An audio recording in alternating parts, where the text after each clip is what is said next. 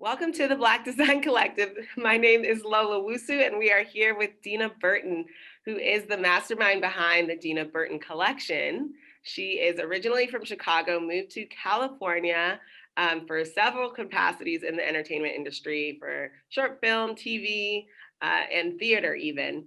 And as a Howard grad, she came out here, pursued these amazing things in the industry, and decided to then go into her passion for fashion and started her education at FITM, or the Fashion Institute of Design and Merchandising, and has received prestigious awards, scholarships. She's been in so many fashion shows. Her clothing is so cute and so classic and so put together. It just makes you want to sit up straight, and I love it. I feel I love that. sophisticated. But I'm so excited to dive deeper into your story, who you are, and where you've come from to be this amazing force that you've become. So welcome to the Black Design Collective, Dena. Thank you for having me. So just in general, you came from Chicago, you grew up there. Um, Mhm. who was your fashion influence growing up? How did you transition from, I know you went into entertainment, but did you have something growing up that kind of sowed seed of fashion and the love for it growing up in Chicago? Yes, so there are a couple of things. Like I've always been a very creative person. Hmm. Growing up, I was introduced into the world of fashion due to the fact that our church, growing up, put on these extravagant fashion shows every year. And my father always did the backdrops. He's an artist, he paints. And so he would do these beautiful landscape backdrops. And so, in addition to me looking at him build these beautiful sets, I also had the opportunity to just jump in and be a part of the fashion shows. I used to model, like I did all of it. And I think like with that strong foundation and being from Chicago, Chicago's a very it's a city just rich with fashion. Mm, And so I just kind of grew up in it. I that. think at the time I didn't really think career, but it's just something that I just absolutely love.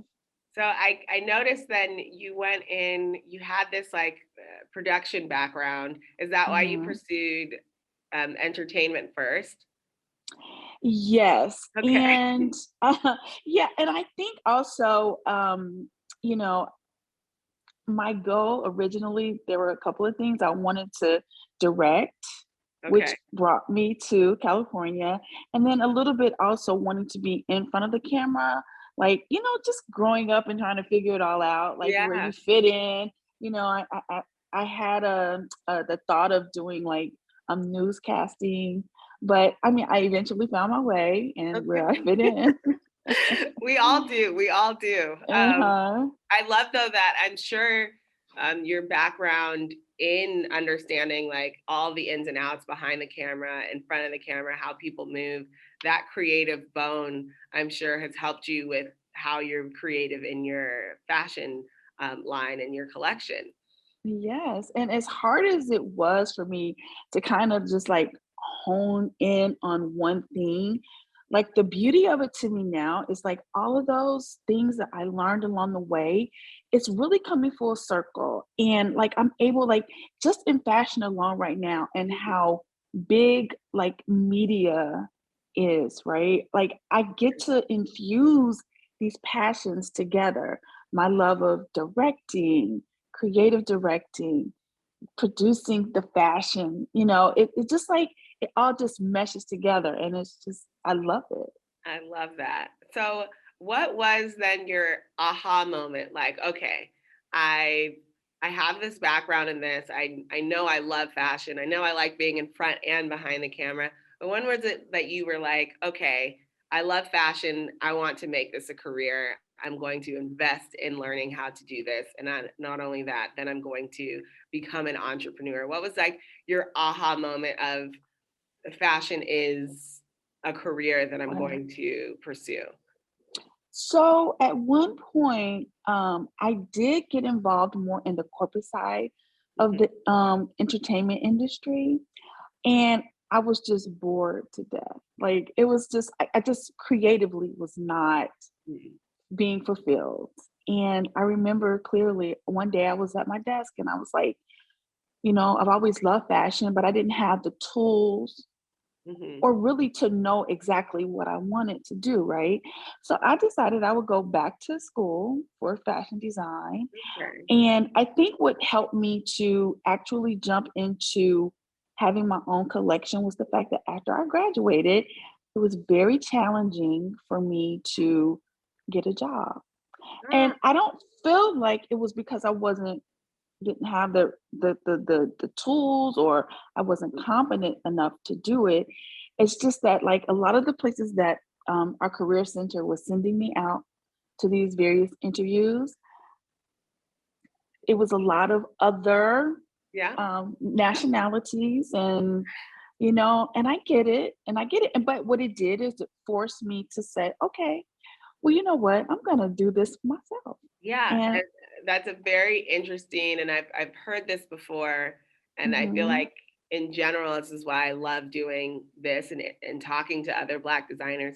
It's almost like this world that you become a tastemaker, you've learned a craft, but it's still something that's not necessarily inviting you in to mhm. be a part of. So it forces you to create your own, which Oh, is yes. also it's the curse, but also the blessing of it all is you get to Yes. forge your own way and you get to become this entrepreneur. But Mhm. obviously, entrepreneurship is not easy. Like getting a check No. and designing versus like creating a Yes. whole collection by Yes. yourself. What was the most difficult part of starting then? Okay, the most difficult for starting, for me was really knowing. So in school, you're taught how to create, Hmm. but you're not necessarily taught the art of the business. Right. So you said what was the most difficult part of starting? Um, I think probably knowing how to manufacture or getting the resources or Mm. knowing where to go for the resources. So where did I, where did you figure that out? Where did you find it? you know, even today, it's still like something like it never ends. Yeah. And it's not like you can just depend on this one source. You need several sources. Hmm. And it was just a matter of networking, asking questions. Where I'm located downtown in the Ellie Apparel Mart, there are a ton of manufacturers in our building. So it was like knocking on doors. Or if that person wasn't able to do it, can you suggest another place? Right. So it's just been a thing where you just have to open your mouth and ask. I love that you said that. And I think for a lot of people where they feel like that's something that stops them from continuing of the not Hmm. knowing and the unknown. I love that you just Hmm. pushed through, you asked, but then Hmm. also I feel like it helps with the idea of like you don't need to know everything in order to start. You just have to start and Exactly. figure it out along the way. Yes. And it's a Yes. continual figuring it out along the way is what I'm hearing you Yeah. It's like you never stop learning, you never stop growing. It's say. just Mhm. one of those industries, one of those professions. It's Right. like because once you stop, it's like you get left behind. Right.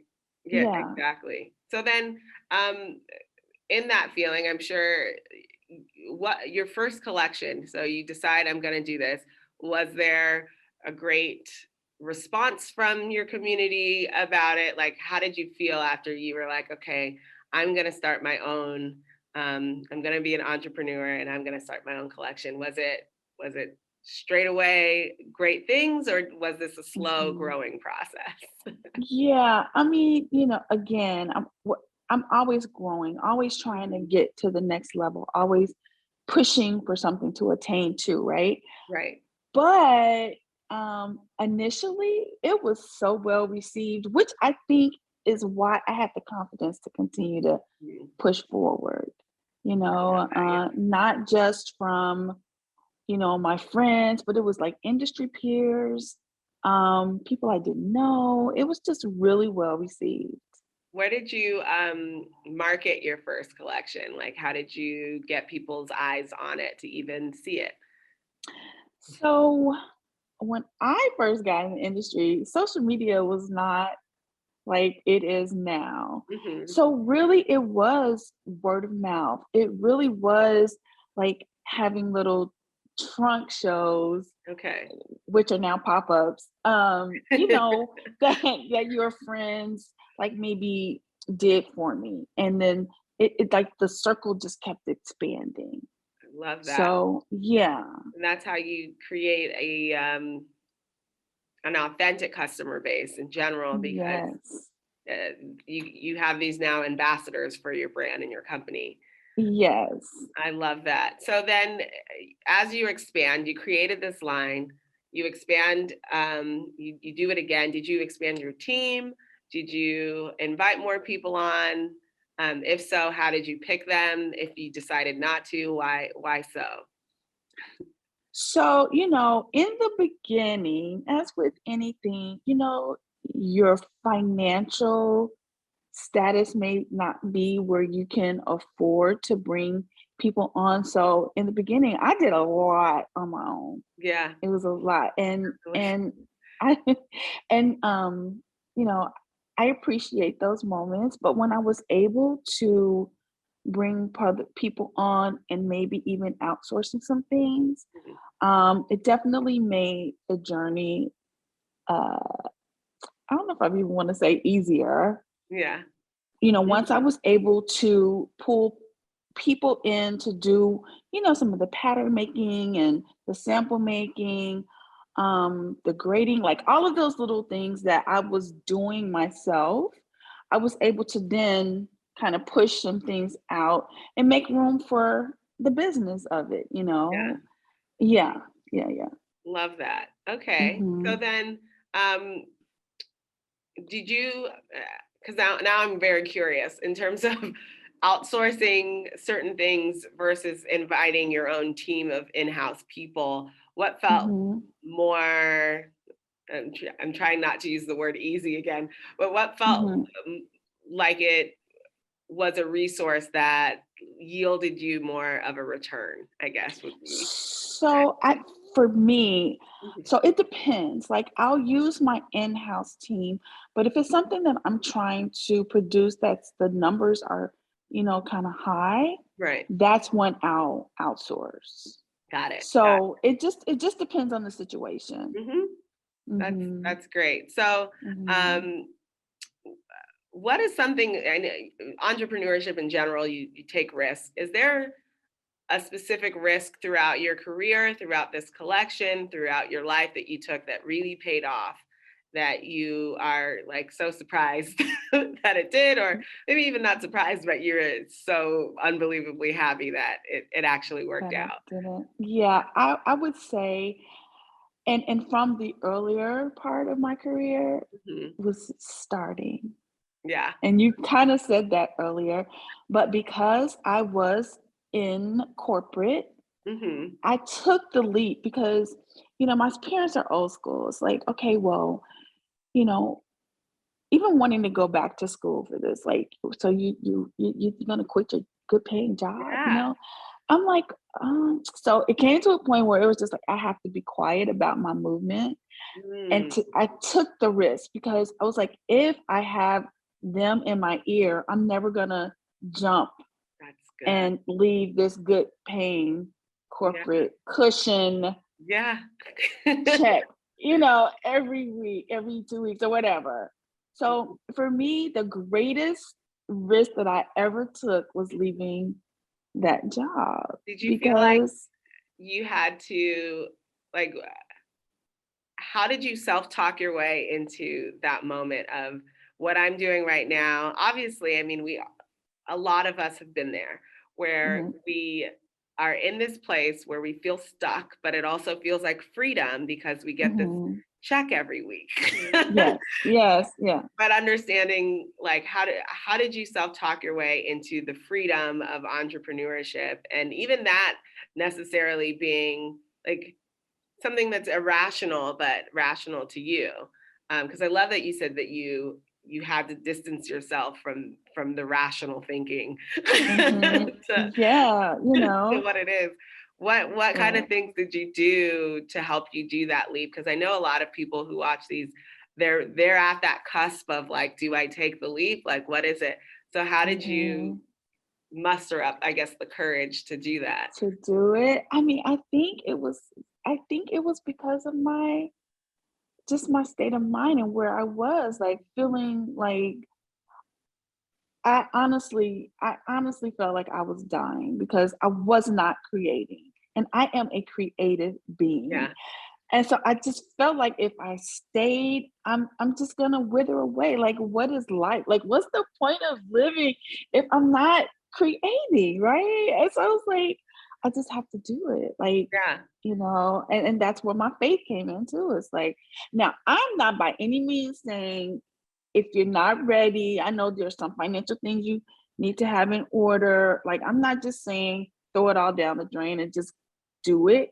I mean, there's obviously some, things you have to have in place before you do that, right? But I mean, but having come to that place where I made the decision, I have to do it or else Mhm. what's the point? So you mentioned just now some business things that you had to have in place. Were there Mhm. any that stand out to you right now that you feel like other people should know before you start your business? Something that either you had or you wish you had that you think is like, this is something that I'm honing in on and like I need to tell more people to do this before they To start do this. Yeah, I didn't do that. it. I I just had enough money I knew to sustain me until I felt like I was ready to start. And Mhm. I started not really knowing all that was ahead of me, which, looking back now, it's not a bad thing because it really forced me to become knowledgeable of those things that I didn't know going to school or, Yeah. it's just things that weren't taught. It was like a self-taught experience. Um, but I mean, that like starting, like that's a whole nother Zoom call. Like, just to tell you like things you need to know, the things you need to know before you start your fashion business 101. Well, Like, we'll have to have this call because people, okay, inquiring minds want want to know. to Yeah. Okay. know. So let's Okay. dive in. This is the part of this conversation that gets a little more personal. Mhm. But I really think that understanding people and patterns is what creates the woman or the man or the entity, the person. So Mhm.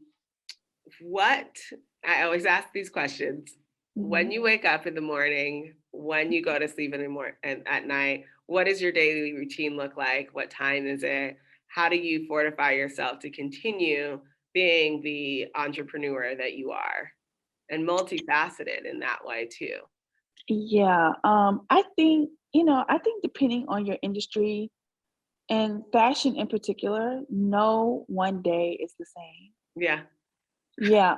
But I mean, the things, of course, that are consistent and constant in my day is prayer, Mm, um, reading my Bible, yeah. and working out. Yeah, because Good. it keeps me grounded. Okay. Because this industry can be very stressful. Yeah. So all of those things is not just this one thing. So in terms of the actual business side, Mhm. it's follow-up calls, it's orders, Okay. it's production, visiting your manufacturer, like all Yeah. of those things. It's like, of course, I'm not doing that every day, but throughout the course of the week or Hmm. 2 weeks or whatever, those are some of the things that, I do on a daily basis. Social media, all of it is, It's yeah. something that you do. So, and Hmm. you're not the first person to say this, and it's something that um, I feel like is the more I get to talk to other Black designers, it's like this grounding thing of understanding like you need this spiritual peace of mind, and then you're Mm. also your physical peace of mind in order to get Yes. through Yes. all of Yeah. the things that you have to continue To throughout the day. And and also I'm really big on, I may not like do this. I don't get it right all the time, Mhm. but I know that also like what you're putting into your body in Mm, terms of what you're eating also helps me yeah, to get through my day, because if I'm eating really heavy, I'm tired, I can't, my creative juices are like, I just want to go back to bed, or, right. so it's just like, getting in those healthy juices and, fruits and vegetables. And like I said, I don't get it right all the time, but I Yeah. do keep it in the forefront of my mind. Like, if I do this, this is what's going to make me more productive. Mm, I love that. Hmm. I love that aspect of just understanding it's all circular, it all affects everything. It Yes. also affects your Yes. creative abilities and whatnot. I love Absolutely. that. Mhm. So with your routine, you do all these great things, you follow up with all that. Do you feel like there's anything that helps you balance it all or help you keep and is it could be a book, a tech tool, an app. Um, Obviously, you mentioned the Bible and prayer, but Mhm. is there anything that you use throughout the day to handle all of this influx? Like, you're talking to manufacturers, you're talking to clients, you're talking to possible wholesalers or any Mhm. aspect. There's a lot of Mhm. different realms. Is there Mhm. anything you use to like help you guide through Mm. your day? Absolutely. You know what that is? It's my planner. I love Because if it. I don't write it down, sometimes I just forget. So yes, my planner, whether it's I have a digital one, Hmm. and then I have one that I carry in my bag every day. I love And that. so at the end of the day, I make sure that I go over what's in there so that I have it in the forefront of my mind on tomorrow, like Mhm. what it is that I need to do. That's great. So And I'm a visual person, so that's why I like to carry my physical. physical. Yeah, so I can You just, have a just like. specific one that you use, or you just get whatever you find? So me and my sister have this thing where every year we give each other our planners, and they're always different. Oh, Um, that's cute. so, and it's funny because sometimes they're so similar. It's like, so yeah, they're always different. I don't have one like in particular that this is my go-to or anything. Yeah. And then the app, is there a specific app that you use? Oh yeah, just the one that comes on my phone. Okay. Like for social media, I'll do the I don't know if it's pronounced Planoly or Planoly, but Oh, yeah. that Yeah. okay. Planoly, I think. Yeah. Okay. Yeah, so I mean I'll do that, but Okay. for my own personal um organization, I use Mhm. my planner. And then in social media, are you finding yourself that Instagram is your like number one spot to do things, or do you venture out into Facebook and Twitter and TikTok and all that? Okay, okay, here we go. I love Insta, and okay, I feel like sometimes, because I don't know why, but I get a lot of engagement as well on Facebook, but I prefer Insta. Got it. On my way to grasping TikTok. I love I'm a work in the progress, same boat. okay? Don't worry, I'm the same boat. So I'm getting there. I have a whole 2 posts on TikTok now. So I'm patting myself Congratulations. on the That is two back. more than me. So, but I love it anyway. I love it because again, I love to create. And so it's just to me another, like once I get it, when I get it, I get it. Yeah. So I'm like, okay, TikTok, watch out, because I'm coming for you. There you I go. am coming for Ready. you. But once Dena I Burton get it, collection. it's gonna be on, right? Yes. So, but right now, what I'm comfortable with, I have the Insta platform down pat. But I mean, I'm on everything: Pinterest, LinkedIn. Hmm. I don't know what's something else. I mean, I'm basically Twitter. I'm basically on all of the platforms. It's just I give a little more love to Instagram. Insta. I get Yeah. I get that. So Mhm. one thing I noticed when I was looking through your values, you like to give back in general, and it's something that Mhm. you hold dear with not just yourself, but in your brand as well. Mhm. That being said, you must have a heart for humanity, for people, especially Mhm. in the African diaspora. So, Mhm. what are you the most proud of in people and humanity right now? Just because I always ask this question when and I thought of it is because we hear a lot of negativity towards us or negativity towards humanity as a whole, but Mhm. we rarely take time to think about what we're proud of as in humanity in a whole. And I love to hear other people's opinion on what that would be. So, So I'm sorry. The question is, what am I proud of mhm, um, and humanity in and the humanity? people. Yeah, for me, I think it's anyone who is willing to reach back. Mm, Um, you know, whether they feel that they have made it or they're still on the way to attaining whatever it is they want to do. Like, maybe that's even in the form of someone mentoring yeah, someone, but it's just, lending that helping hand. Like, I love to see that when people do that, especially as it relates to the youth, because the youth, they need us. yeah, And that's why whenever someone's like comes to me and they're like, Dina, would you mind um mentoring or taking on this person as an intern? I'm always open to that because I remember when I was starting out, it was really hard yeah, finding that one person that like was ready to nurture me, yeah, right? So a lot of that I nurtured myself.